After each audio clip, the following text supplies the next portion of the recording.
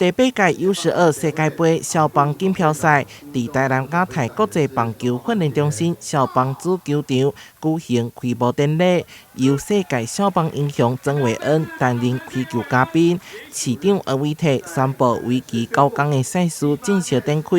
来自世界12个代表队要来拼世界小棒的荣耀。期待所有来自各国12个国家的球队的选手都能有最杰出的表现。能够所有的赛事能够进行顺利，当然心中最喜欢的就是我们台湾队能够得到冠军。除了场内的比赛精彩搁好看，另外对今仔日开始到8月3号，逐天透早10点，伫西边的室内练习场头摆举办免费的棒球体验营。现场有台南城市棒球队的球员亲自指导，感受U12的拍球体验。这一次算是第一次开放民众，然后来体验，准备9宫格，然后可以训练他的投球，然后体验到投球之外，还有打击练习。我觉得来这里很开心啊，